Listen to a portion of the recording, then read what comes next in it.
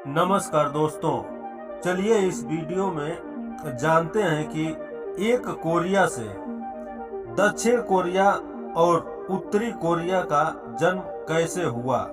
तो बात करते हैं कोरिया राष्ट्र की, जो पहले केवल एक एकीकृत राष्ट्र हुआ करता था, परंतु आज वो ऐसी जगह बना हुआ है जिसकी सीमा पर दुनिया के सबसे अधिक सैनिक तैनात हैं। कोरिया 1910 से लेकर 1945 तक उस समय के सबसे क्रूर जापानी शासन के नियंत्रण में था। जापान का आत्मसमर्पण करवाने के इरादे से कोरिया के भूगोल पर एक अस्थायी रेखा खींची गई, जो कुछ समय बाद एक अस्थायी रेखा में तब्दील हो गई, जिससे निर्माण हुआ दो राष्ट्रों उत्तर कोरिया और दक्षिण कोरिया का। जो हिस्सा जापानी आत्मसमर्पण के समय संयुक्त राज्य अमेरिका के नियंत्रण में रहा, वो बना दक्षिण कोरिया का एक लोकतंत्र, और जो हिस्सा जापानी आत्मसमर्पण के समय सोवियत संघ के नियंत्रण में रहा, वो बना उत्तर कोरिया एक तानाशाह। इनका इतिहास समझने के लिए चलिए शुरू करते हैं। कोरिया का विभाजन क्यों हुआ? सदियों तक कोरिया एक ही सांस्कृतिक और राजनीतिक इकाई के रूप में अस्तित्व में रहा। कोरिया 1910 से लेकर 1945 तक जापानी उपनिवेशवाद के शासन में रहा, परंतु 15 अगस्त 1945 को जब जापान ने आधिकारिक रूप से द्वितीय विश्व युद्ध से सिलेंडर कर दिया, तो जापान की इस हार ने कोरिया के लिए स्वतंत्रता के द्वार खोल दिए। 15 अगस्त का दिन आज भी उत्तरी कोरिया और दक्षिणी कोरिया में राष्ट्रीय मुक्ति दिवस के रूप में मनाया जाता है, परंतु जापान से मिली ये सब स्वतंत्रता अकाल्पनिक साबित होती है। जल्द ही मित्र राष्ट्रों ने कोरिया प्रायद्वीप को 38वीं समांतर रेखा पर विभाजित करने का फैसला किया। शुरू में यह विभाजन केवल 5 सालों तक एक अस्थायी विभाजन था, जिसका उद्देश्य केवल जापानी सेना के आत्मसमर्पण को सुविधाजनक बनाना था।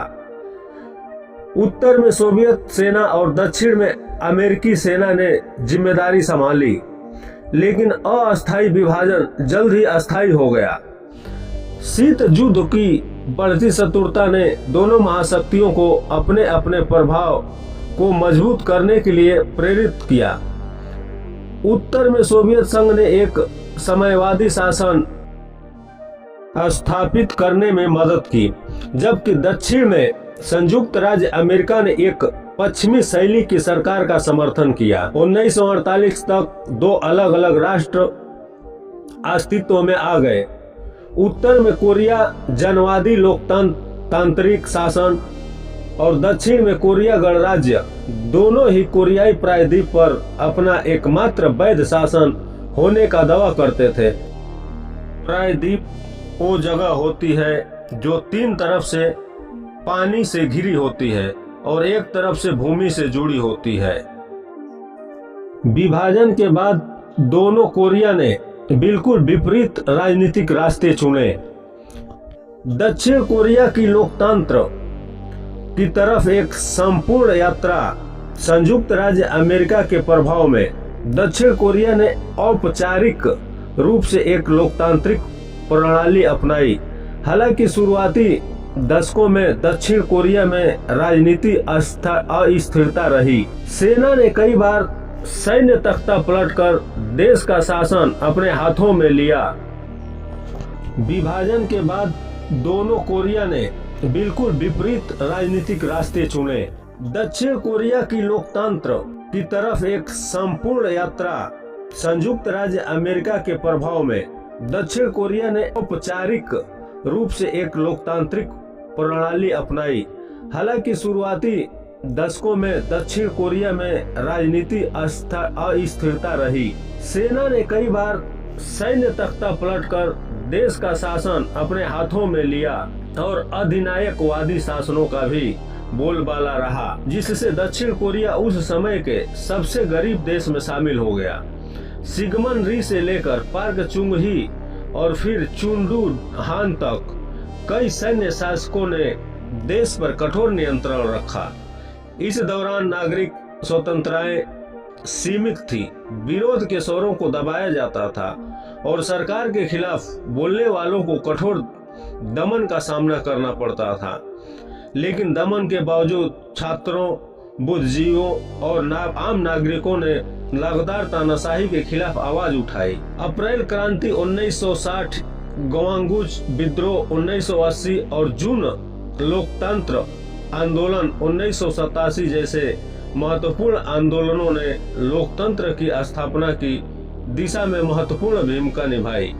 इन आंदोलनों में लोगों ने सड़कों पर उतरकर अपनी जान की परवाह किए बिना लोकतांत्रिक अधिकारों की मांग की। 1980 के दशक के अंत में लगभग 1987 से 1988 के दौरान एक व्यापक छात्र विरोध और नागरिक आंदोलन के बाद दक्षिण कोरिया ने सफलतापूर्वक एक स्थिर और जीवंत लोकतंत्र की स्थापना की। 1987 के जून लोकतंत्र आंदोलन में व्यापक विरोध प्रदर्शन के दबाव में सरकार को झुकना पड़ा और नए लोकतांत्रिक संविधान को स्वीकार करना पड़ा। इसके तहत राष्ट्रपति चुनाव प्रत्यक्ष मतदान द्वारा पूरे करने का प्रावधान किया गया। लेकिन ये इतना आसान नहीं था। इससे अनगिनत कुर्बानियां, छात्रों, नेताओं और आम नागरिकों ने संघर्ष और बलिदान शामिल थे। कोई भी बड़ा बदलाव कुर्बानी तो मांगता ही है।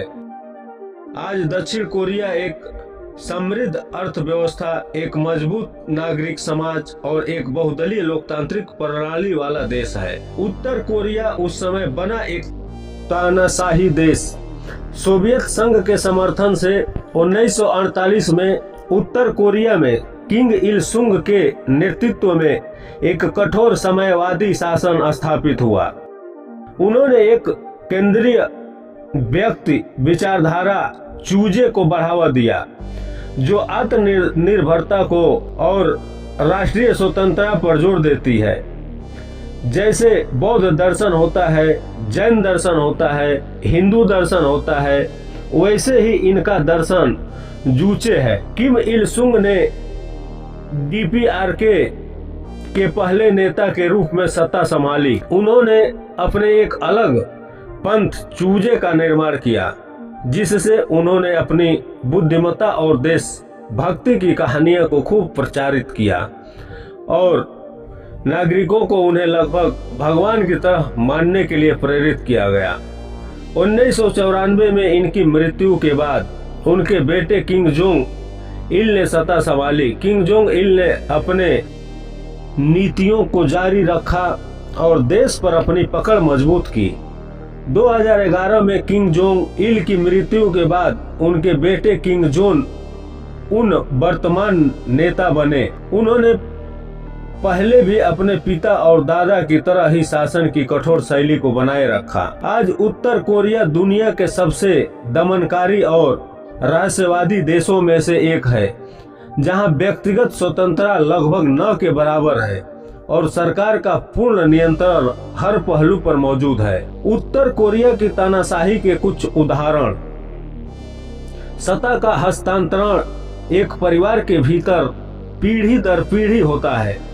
किम राजवंश को देवता का दर्जा प्राप्त है और उन्हें देश का सर्वव्यापी और सर्वशक्तिमान नेता मान लिया गया है। किंग अल सुंग, किंग जोंग अल और किम जोंग, उनकी बड़ी बड़ी मूर्तियां पूरे देश में बनाई गई है जिनकी देश भर में पूजा होती है। इनके चरित्र पर हर घर और सार्वजनिक भवन में प्रदर्शित किए गए हैं और उनके जीवन और उपलब्धियों का झूठा प्रचार किया जाता है। नागरिकों को इन नेताओं के प्रति पूर्ण निष्ठा और श्रद्धा दिखाना जरूरी होता है। जूचे विचारधारा को देश के प्रत्येक नागरिक के लिए मानना जरूरी है। सरकार सूचनाओं और व्यक्तिगत विचारों तक का पूरा नियंत्रण रखती है। बाहरी दुनिया से संपर्क लगभग पूरी तरह से प्रतिबंधित है। लोगों को केवल वही दिखाया जाता है जो किम जोंग उन दिखाना चाहते हैं। संयुक्त राष्ट्र और अन्य अंतर्राष्ट्रीय संगठन लगातार उत्तर कोरिया में मानवाधिकारों के गंभीर उल्लंघन की रिपोर्ट करते हैं। इनमें मनमानी गिरफ्तारियां, यातनाएं, राजनीतिक कैदियों के लिए श्रम शिविर, अभिव्यक्ति की स्वतंत्रता का दमन, धर्म की स्वतंत्रता का अभाव और भोजन की कमी शामिल है। सरकार के जीवन के हर पहलू को नियंत्रित करती है, जिसमें वे कहाँ रहते हैं, क्या काम करते हैं, किससे शादी करते हैं, यहाँ तक कि वो क्या सोचते हैं ये भी शामिल है। आर्थिक बदहाली के बावजूद उत्तर कोरिया ने परमाणु हथियार विकसित कर लिया है। यह न केवल क्षेत्रीय स्थिरता के लिए खतरा है, बल्कि देश के सीमित संसाधनों पर भी भारी दबाव डालता है। निष्कर्ष क्या निकला? उत्तर और दक्षिण कोरिया का विभाजन एक दुखद कहानी है, जो शीत युद्ध की विरासत और दो अलग अलग राजनीतिक विचारधाराओं को टकराव को दर्शाती है। दक्षिण कोरिया के लोकतंत्र और समृद्धि की राह पर महत्वपूर्ण प्रगति की है। उत्तर कोरिया एक वंशवादी तानाशाही के चुंगल में फंसा हुआ है, जहां नागरिकों को बुनियादी मानवाधिकारों से भी वंचित रखा जाता है। तो दोस्तों, ये थी एक कोरिया से दक्षिण कोरिया और उत्तर कोरिया का जन्म। तो मेरे चैनल को लाइक और सब्सक्राइब करिए प्लीज, और देखते रहिए हमारा channel history Jackson world. Thank you, धन्यवाद।